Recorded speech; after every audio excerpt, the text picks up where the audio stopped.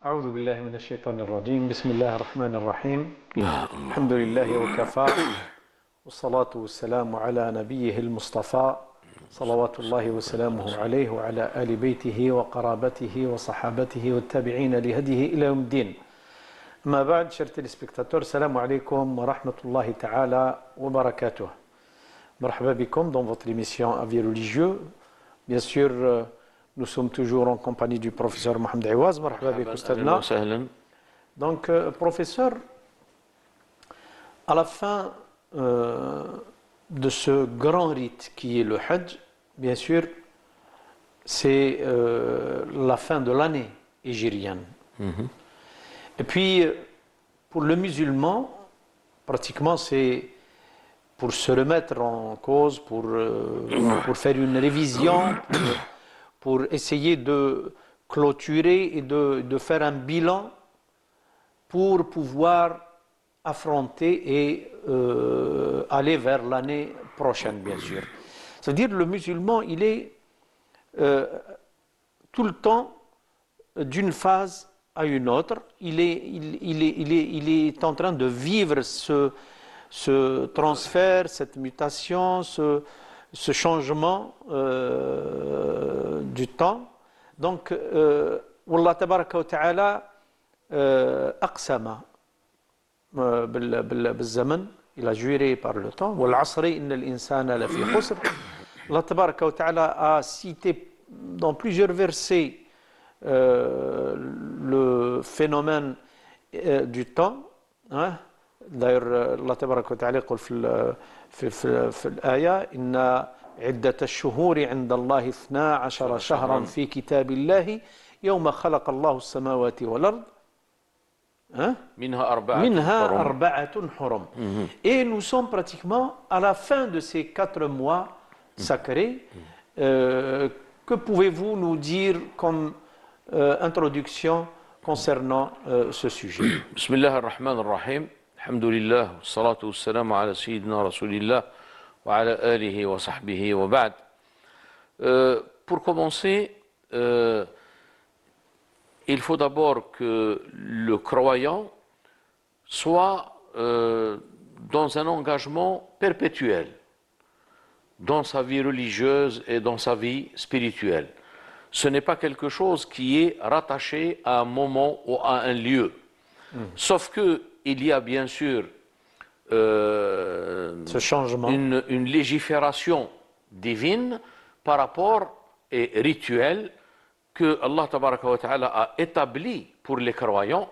Shara'a lakum min ad-dini ma wassa bihi Nuhan walladhi, une règle générale pratiquement pour tous les messages. Donc ceci, si vous voulez, constitue des moyens pour parvenir à s'installer dans un état de permanence dans la relation avec Allah tabaraka wa ta'ala. Et c'est pour cette raison, si vous avez remarqué, ou si les gens aussi ont remarqué, que certains savants disent nous souhaitons ne pas être en rapport ou engagé religieusement et dans la pratique ou spirituellement uniquement à des occasions. يعني لا نتكلم عن الدين أو لا نمارس بعض الأمور بالمناسبات. Pourquoi? Parce que ces occasions sont des stations. Il y a des stations quotidiennes, il y a des stations hebdomadaires, il y a des stations annuelles. Et donc, pour parvenir à cet état de permanence, al-baqa, la permanence, c'est ainsi qu'on traduit cette station spirituelle. Après l'anéantissement, al-fana, il y a al-baqa. Et donc, être dans une constance, dans un état de constance dans la relation à Allah tabaraka wa ta'ala. Et donc, on doit comprendre le fait qu'il y ait des rites, le fait qu'il y ait des cérémonies particulières. Ceci n'est rien d'autre que pour habituer, éduquer le croyant à évoluer d'une façon progressive. Et puis ce changement, à chaque fois, on a une forme ou bien d'adoration et un rite qui est différent par rapport à l'autre, Oui. ça évite un petit peu Et le, justement, et يعني c'est pour ça- الملل le malal. C'est pour cette raison, pour que le croyant ne se lasse pas de pratiquer ou d'être constant dans un rite ou dans une pratique particulière. Et c'est pour cette raison que, justement, Ibn Atta, dans ses hikam, il dit Alima iftiqaraka, il a su que tu es pauvre à lui. Donc il a multiplié la récompense. علم احتياجك فكثر لك أعدادها. Et il a su également وعلم منك الملل والسآمة فنوع لك أجناسها. Donc le croyant il ne cesse de sortir je dirais d'une pratique d'un rite. et que tout de suite pour rentrer dans une autre. Dans une autre. Voilà, et cette diversification, elle a un rapport direct avec un facteur éducatif très important, c'est que la personne, soit elle est par exemple, pour donner juste des exemples, soit il est pratiquement assidu à la lecture du Coran, il y a la pratique de l'invocation, et dans la lecture du Coran est la forme la plus excellente. Bien sûr. Afdalu dhikri tilawatu al-Qur'an. Il y a la prière surrogatoire, il y a le jeûne, il y a la sadaqa, hein, le don. العمرة الحج. Exactement. Voilà, donc c'est pour mettre l'accent sur ce fait qui est très très important. Il faut l'expliquer, mais il faut que l'intention du croyant ne soit pas, je dirais, de s'engager dans une œuvre ou dans une démarche uniquement parce que c'est relié à une occasion dans le temps. Vous avez parlé de Dhul Hijjah. Nous avons eu l'occasion d'expliquer ce nom. Dhul Hijjah, ça veut dire c'est Hijjah, c'est l'année. Et donc Dhul Hijjah, c'est le mois qui clôt et qui clôture l'année hégirienne. Et tout de suite après, bien sûr, d'abord, c'est le mois du pèlerinage, le mois du grand pèlerinage, Yawm al-Hajj al-Akbar, il a lieu dans ce mois, Dhul Hijjah. Il est en plus donc des mois sacrés. Et il est le dernier. Et le dernier qui clôture l'année et qui est suivi également tout de suite par Muharram. Alors Muharram dans le sens de sacré, un mois sacré. Et je dirais que le Muharram, d'abord, il constitue un événement majeur dans l'histoire du message de l'islam.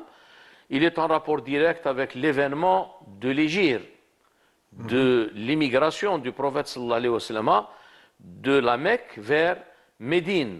Parce qu'il y a eu deux phases, la phase mécoise, qui était pratiquement axée, focalisée sur la fortification de la foi, la fortification du côté, je dirais, doctrinal. Et puis ensuite, le moment est venu pour que le prophète sallallahu alayhi wa sallam émigre vers un autre espace où il y a plus de liberté, d'où la nécessité pour tout réformateur dans l'histoire de quitter un lieu vers un autre lieu où il est plus libre, où il y a plus de liberté pour justement exercer et, je dirais, réaliser cette réforme. Ça, c'est une règle pratiquement générale dans les grands réformateurs qui ont eu, je dirais, un impact très important dans l'histoire de l'humanité.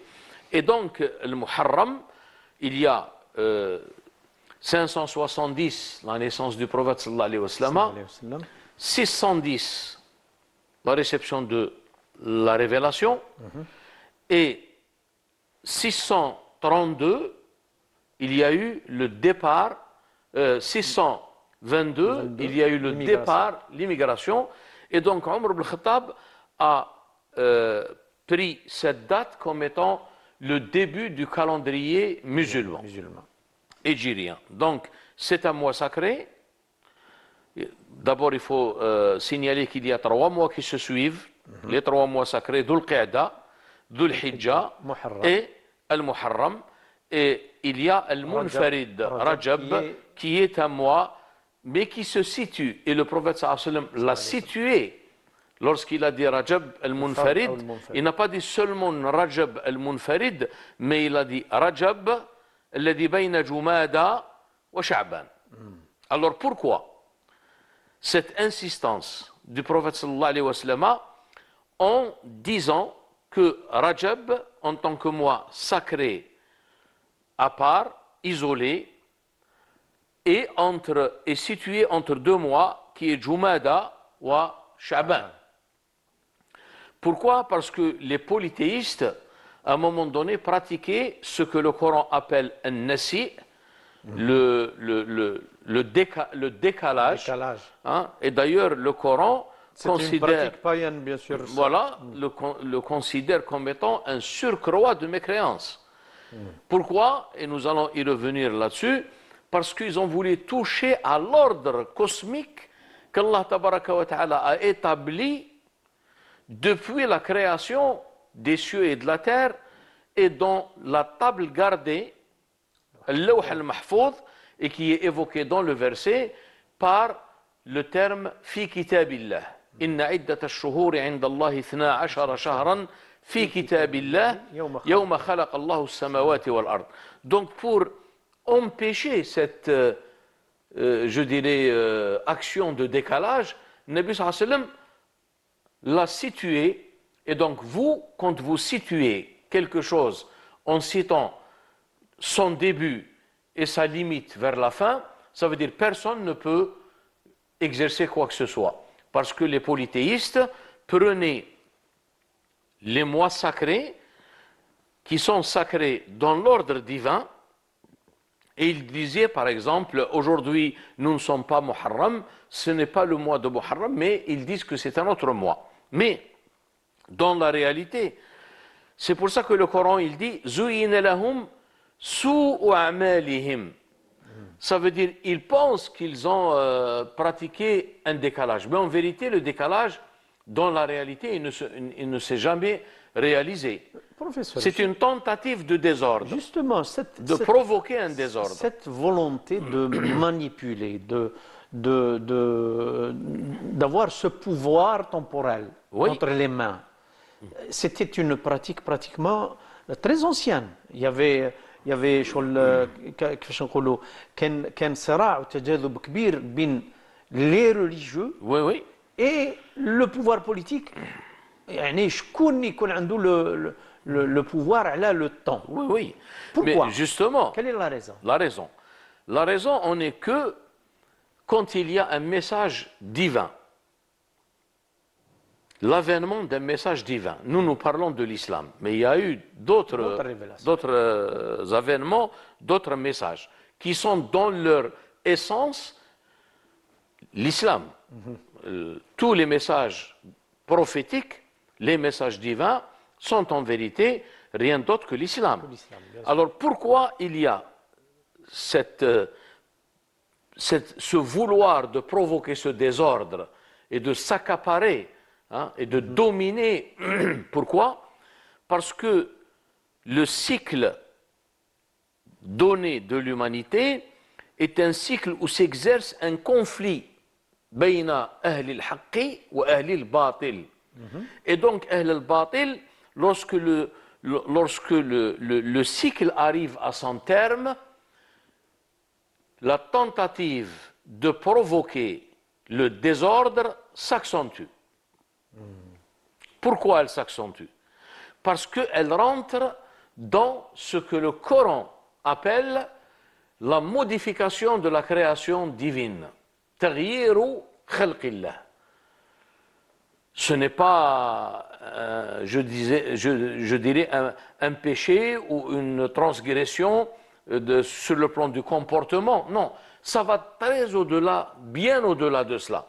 Et c'est pour cette raison que le Nabi sallallahu alayhi wa sallam, lorsqu'il a parlé de cette circonstance vraiment très délicate qui renvoie à la fin du cycle, lorsque d'abord il y a eu la manifestation de ce conflit dans un jour qu'Allah tabaraka wa ta'ala l'a appelé Yawmul Furqan. Alors, ça veut dire qu'il y a eu une distinction. فرق فيه بين أهل الحق وأهل الباطل. Alors, أهل الباطل qui voulait exercer ce désordre et le provoquer. Et c'est pour cette raison que, pour exprimer la délicatesse de ce moment, le Nabi sallallahu alayhi wa sallam, quand il était dans Ghazwat Badr en train de prier, il faut bien analyser et bien comprendre ce qu'il disait. Il disait, en levant, en s'adressant par le dua, une prière à Allah tabaraka wa ta'ala, Allahumma in tahlak hadhihi al-isaba falan tu'bada fil ardi ba'da al-yawm. Ça veut dire, si cette poignée d'hommes qui sont chargés de rétablir l'ordre, ou bien qu'Allah a choisi pour rétablir son ordre dans la création, si elle disparaît, eh bien Dieu ne sera plus adoré dans ce monde. Donc voilà le contexte très délicat et très particulier. Et donc voilà comment expliquer ce désordre. Et là, il faut souligner quelque chose de très important. Il y a des gens qui croient que la question du temps, la détermination du temps, la détermination des mois qui sont sacrés et les autres, n'a rien à voir avec la religion. Et ils se trompent sur toute la ligne. Parce que d'abord, le verset parle d'un ordre divin. Et le désordre à la fin du cycle, il a été bien exprimé par le prophète sallallahu alayhi wa sallam lorsqu'il a fait son discours du pèlerinage de l'adieu, Hajjat al-Wada'. Il a commencé khutbat Hajjat al-Wada' par Ayyuhan nas inna az-zamana qad istadara. Ça veut dire il y a quelque chose qui s'est produit, il y a un désordre que les polythéistes voulaient provoquer, et là, on est arrivé à un stade où il faut qu'il y ait un redressement cyclique à la fin. Et ce redressement cyclique, il a été fait par l'avènement de l'islam, par l'avènement du prophète sallallahu alayhi wa sallam. Voilà comment on explique pratiquement ces événements ou ce conflit, as-sira', qui est pratiquement la règle de notre existence. Professeur, nous avons un appel de notre sœur Zahia de Lyon. Allô? Allô? Est-ce qu'elle est toujours en ligne? Je crois que nous l'avons perdue. Donc, apparemment, elle avait une question concernant... elle est toujours en ligne. Allô? Oui, salam alaikum. Salam wa rahmatullah. Sabah al-khair, madame, marhaba. فيك الخير والبركة. معكم زهية من ليون. Essayez d'élever un petit peu votre voix, s'il vous plaît. لا تصير في مرض. طبعا. عندي سؤالين. تفضلي مدام. السؤال الأول، ما هو الذنب الذي لا يغفره الله سبحانه وتعالى للشهيد؟ الذنب الذي لا يغفره الله تبارك وتعالى، نعم. للشهيد. شديد. ثانيا للشهيد، نعم. D'accord. السؤال الثاني. Deuxième question. هل الاستغفار بمقام التسبيح؟ هل الاستغفار من مقام التسبيح؟ C'est bien la question. شكرا لكم. Merci. يوم D'accord. إن شاء الله تسمعي الجواب. D'accord. على كل حال Allah tabaraka wa ta'ala, s'il veut pardonner, il a la libre volonté de pardonner ce qu'il veut. Hein? Et d'ailleurs, même le polythéisme, où il y a un verset coranique, Inna Allah la yaghfiru an yushraka bihi wa yaghfiru ma duna dhalika liman yasha. وسماها باللي ظلم عظيم. Voilà, inna shirka la dhulmun azim. Si une personne, bien sûr, renonce au polythéisme et qu'elle rentre dans le tawhid, bien sûr, elle est pardonnée. Mais seulement, l'islam distingue entre deux types de péchés, les péchés qui sont pratiquement en rapport avec la foi, avec l'unicité, hein, et même quand on parle du polythéisme, shirk, il y a le shirk al-akbar, le polythéisme majeur, c'est-à-dire croire qu'il y a une autre divinité ou adorer une autre divinité avec Allah tabaraka wa ta'ala, lui associer quoi que ce soit. Hein. Mais il y a aussi une autre forme mineure de shirk qui est riya, l'ostentation. Et bien sûr, dans les deux cas, s'il y a une repentance, s'il y a un repentir, Allah tabaraka wa ta'ala, il pardonnera aux gens qui renonceront à ces pratiques. Sauf que dans l'islam, bien sûr, on trouve des détails très très importants par rapport au péché du comportement, que ce qu'on appelle ma'asi, al-jawarih. Et là, il y a ce que le Coran appelle les péchés majeurs et les péchés mineurs. Mais dans la miséricorde d'Allah tabaraka wa ta'ala, d'ailleurs, il nous a enseigné dans le Coran قل يا عبادي الذين أسرفوا على أنفسهم لا تقنطوا من رحمة الله. Donc il ne faut pas désespérer de la miséricorde d'Allah tabaraka wa ta'ala. Selon le verset qui est dans la sourate des troupes, Az-Zumar, où Allah tabaraka wa ta'ala dit: ô vous mes serviteurs qui avez commis des excès à votre propre détriment, ne désespérez pas de la miséricorde d'Allah tabaraka wa ta'ala, car Allah tabaraka wa ta'ala pardonne tous les péchés, il est celui qui pardonne. Innahu huwa al-ghafuru ar-rahim. Voilà ce qu'on peut dire brièvement, bien sûr, par rapport à cette question. Dans ce même contexte, professeur, vous venez de citer l'aya Inna Allah yaghfiru dhunuba jami'a. Ça veut dire rien n'est impossible pour Allah tabaraka wa ta'ala. Bien sûr. Donc si Allah azza wa jal, pour certains, si Allah azza wa jal veut pardonner même celui qui a commis le péché majeur, qui est le shirk. لا يسأل عما يفعل. يوم القيامة الله عز وجل إذا أراد. يعني هذا أمر متروك لله. C'est quelque chose qui ne relève pas des prérogatives des hommes. C'est quelque chose qui est réservé à Allah tabaraka wa ta'ala dans sa miséricorde incommensurable, dans sa volonté absolue. Ça, c'est quelque chose qui relève de la décision divine. Et les hommes n'ont pas à se mêler et à s'impliquer. D'ailleurs, il y a dans la tradition prophétique quelqu'un qui a prétendu que Allah tabaraka wa ta'ala ne pardonnera pas un tel. Donc la réaction, voilà, donc il s'est permis de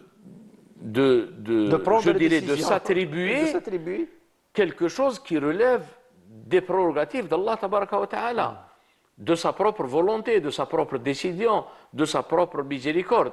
Et tel qu'il est rapporté dans la tradition en question,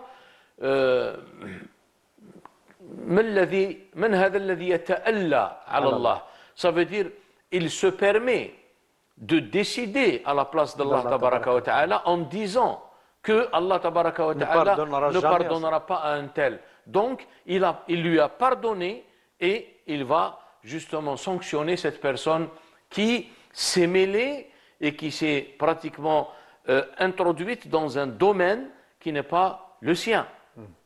Donc ça, c'est une question qui est pratiquement... aucun individu ne peut se prononcer par rapport à cette question. Voilà. Maintenant, la question de l'istighfar... Est-ce que l'istighfar rentre dans le maqam tasbih? Non. L'istighfar, c'est linguistiquement parlant, c'est demander à Allah le pardon. Et donc, c'est une forme d'invocation, comme il y a l'expression de la louange, al-hamd. Il y a le tasbih, la magnificence d'Allah tabaraka wa ta'ala. Il y a également le fait de demander pardon. Et le prophète sallallahu alayhi wa sallam, dans plusieurs traditions prophétiques, nous incite à pratiquer cet istighfar parce que tout simplement, personne d'entre nous n'est infaillible. لا عصمة لأحد بعد النبي صلى الله عليه وسلم. فنحن خطاؤون et nous sommes créés pécheurs. كل بني آدم خطاء. Ce qui veut dire que nous avons toujours, à chaque instant, à chaque souffle même, في كل نفس نحن بحاجة إلى رحمة الله وإلى مغفرته.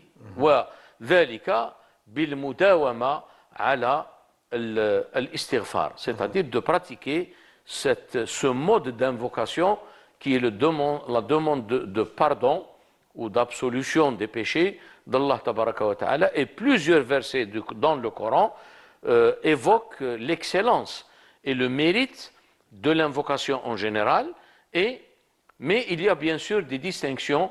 Pour répondre à notre sœur, non, le tasbih c'est autre chose, l'istighfar en est une autre.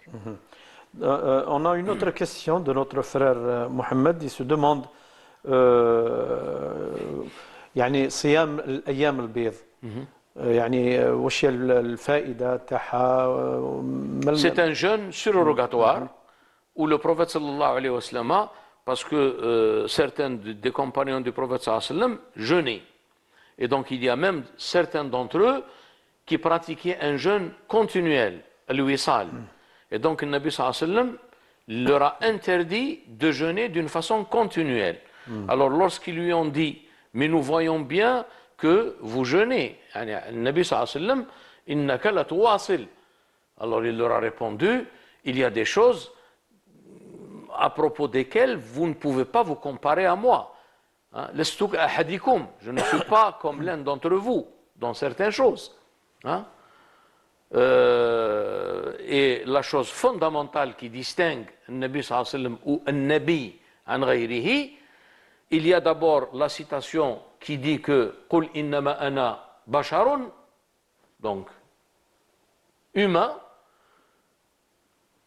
mithlukum, comme vous, mais yuha ilayya. Ça veut dire je reçois la révélation. Et sous ce rapport-là, donc, il y a des choses sur lesquelles où on ne peut pas être comparable. Le Nabi sallallahu alayhi wa sallam ne peut pas être comparable à autrui, c'est clair. Et donc, il a évoqué les formes différentes du jeûne surrogatoire. Il a dit soit jeûner le lundi et le jeudi, parce que le Nabi sallallahu alayhi wa sallam le faisait. Et lorsqu'il a été questionné par la raison pour laquelle il choisissait ces 2 jours de la semaine pour jeûner, alors pour le lundi, c'est le jour où je suis né, et pour le jeudi, c'est le jour où Allah Tabaraka wa Ta'ala recueille les œuvres des hommes, et je souhaite et je préfère que je sois en état de jeûne lorsqu'Allah Tabaraka wa Ta'ala recueille mes œuvres.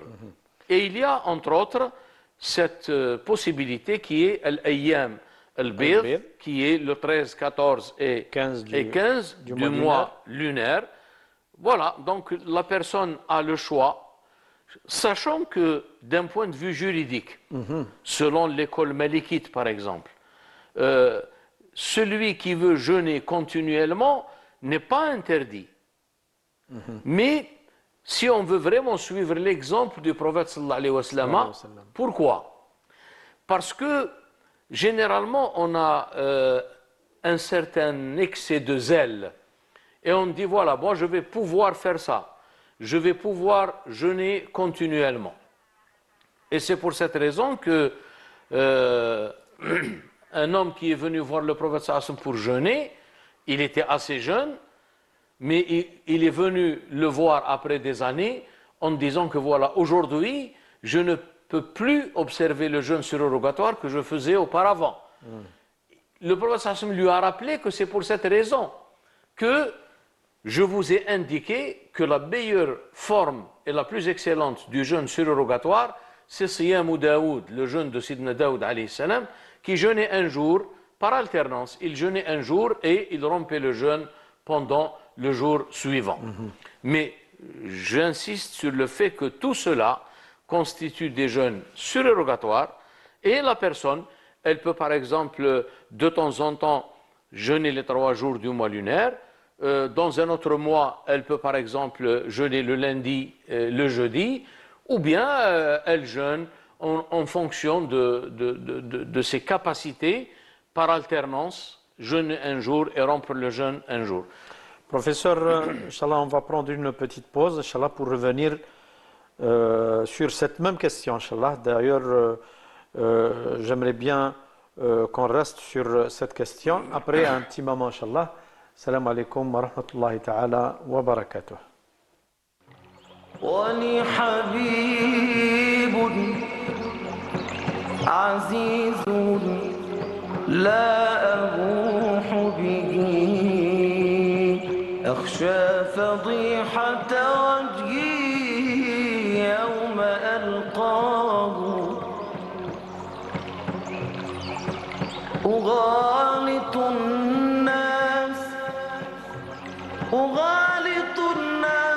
طرا في محبته وليس يعلم ما في القلب إلا هو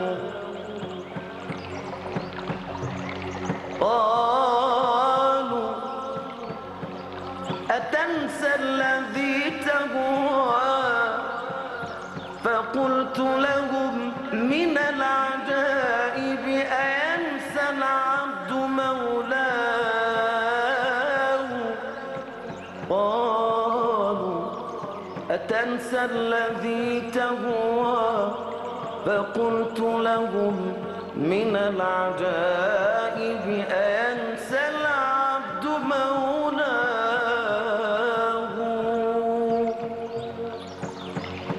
ما غاب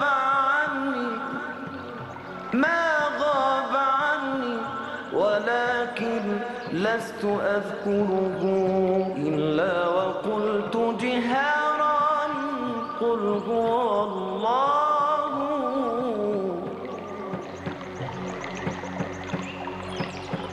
أحط في بابي دون سوى ثقاني أحط في بابي دون سوى ثقلي وأجتبي من صنوف الكون معناه يا فاطر الخلق البديع وكافلا يا فاطر الخلق البديع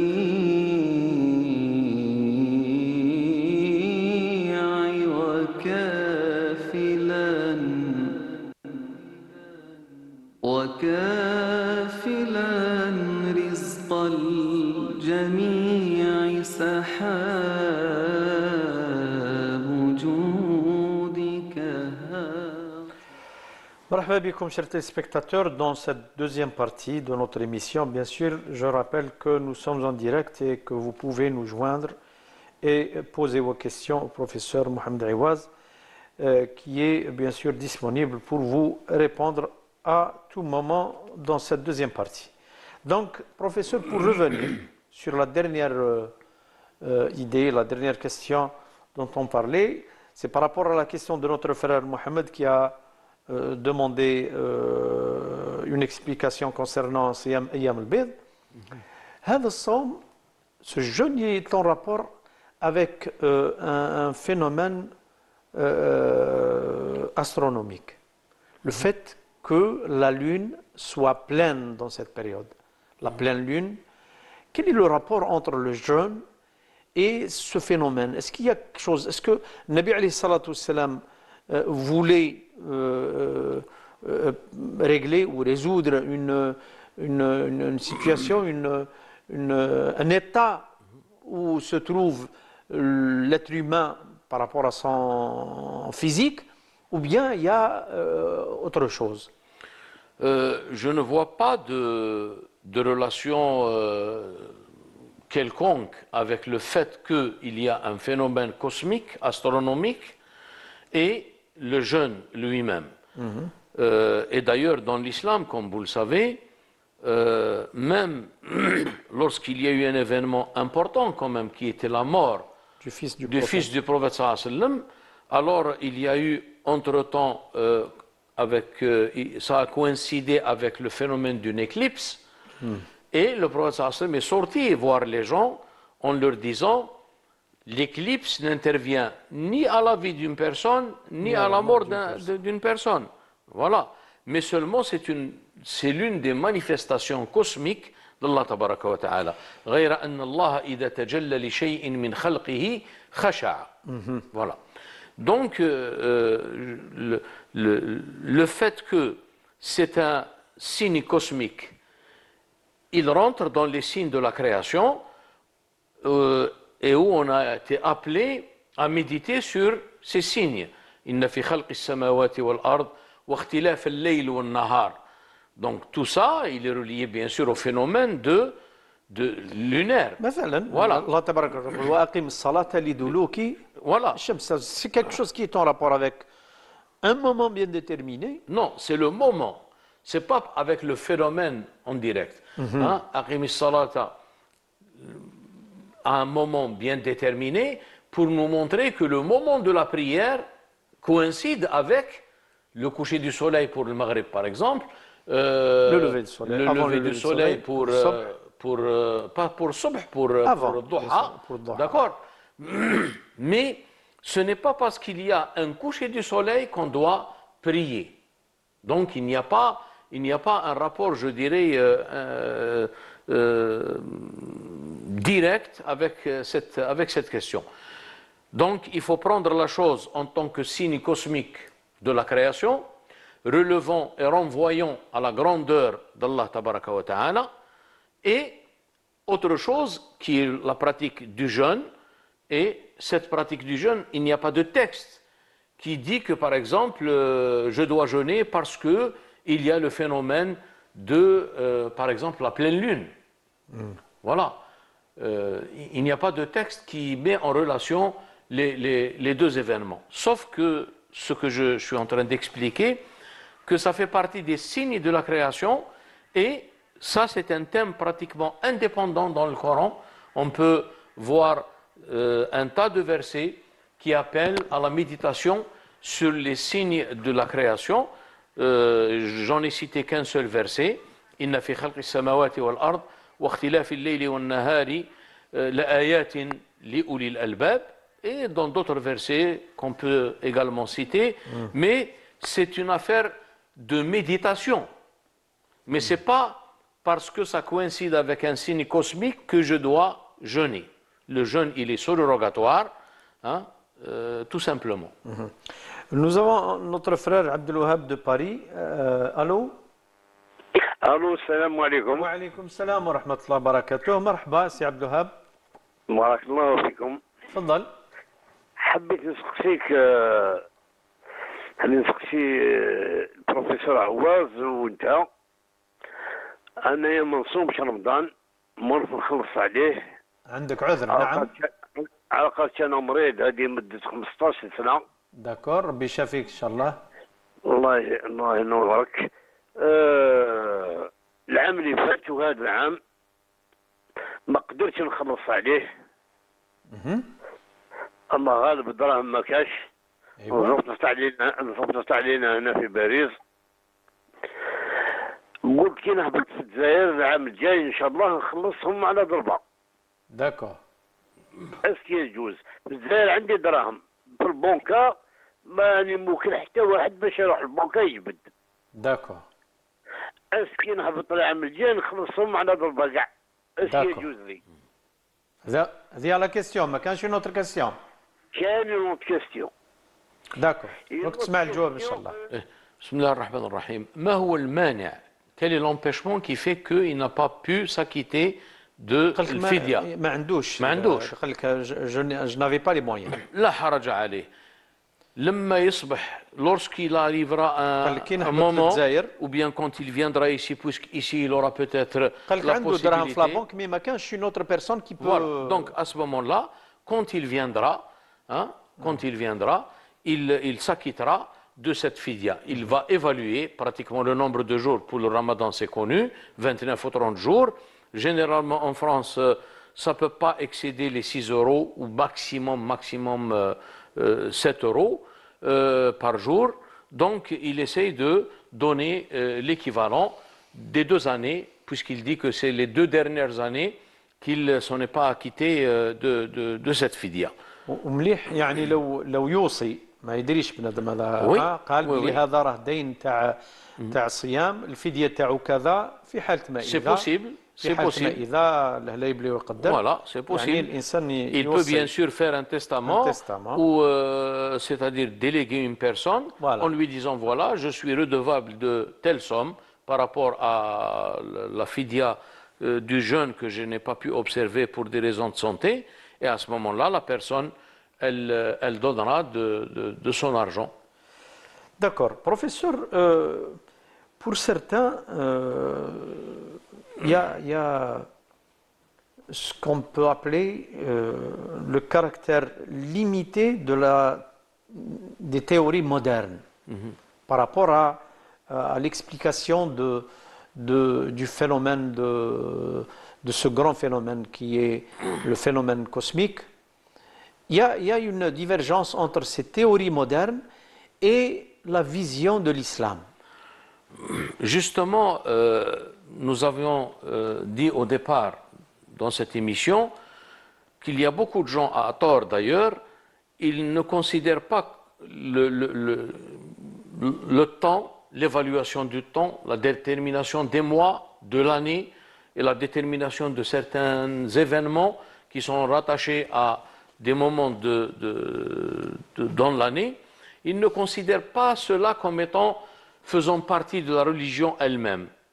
Donc ils disent que c'est quelque chose de naturel, il y a une création, il y a une nature si vous voulez, il y a le monde, hein, et là cela n'a rien à voir avec la religion. Alors que cela est dû, à mes yeux, à la limitation de ces théories modernes qui essayent un petit peu d'exclure pratiquement l'implication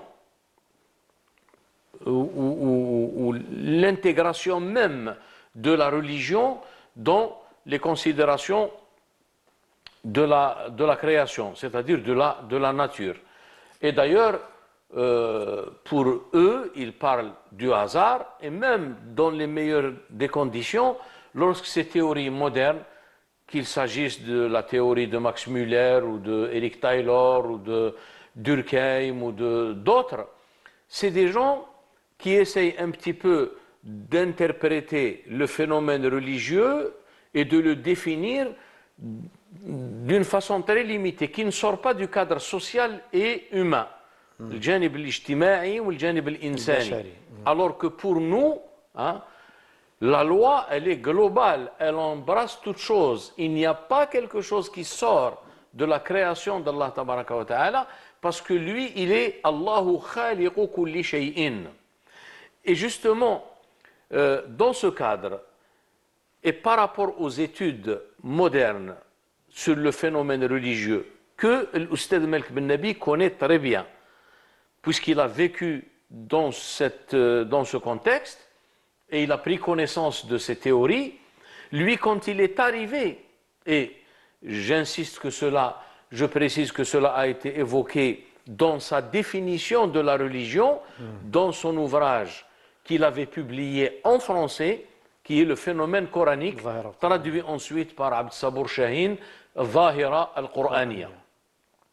Et il est le seul, Malik Ben Nabi rahimahullah, à avoir rattaché la religion et à avoir rattaché pratiquement l'ordre cosmique à la révélation elle-même. Et que cela rentre et est parfaitement inscrit dans un plan divin.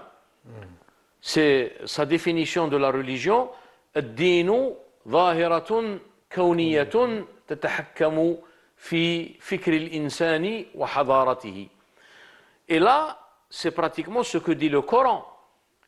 Il y a un ordre cosmique établi de toute éternité avant même la création.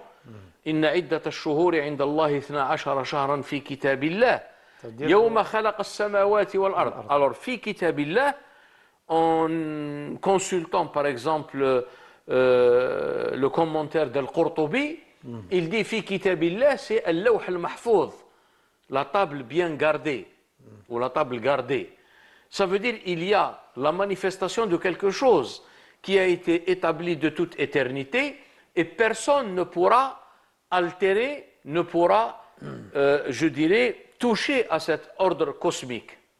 Et lorsque le prophète sallallahu alayhi wa sallam est venu et a terminé, je dirais, sa mission, et il a transmis le message, et le verset a été révélé: اليوم أكملت لكم دينكم وأتممت عليكم نعمتي ورضيت لكم الإسلام دينا.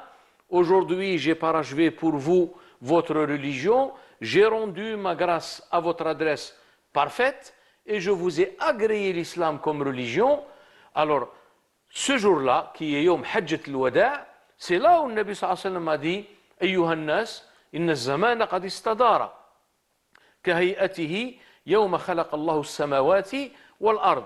Et donc, le redressement qui a été fait, c'est ce qui n'a jamais cessé d'exister, sauf dans la pensée, dans l'intention des polythéistes qui voulaient exercer ce désordre. Et donc, le Coran, l'Aya, a été bien détaillé par la tradition prophétique. أيها الناس إن الزمان قد استدار كهيئته يوم خلق الله السماوات والأرض السنة 12 شهرا منها 4 حرم 3 متوالية ورجب المنفرد الذي بين رجب وشعبان.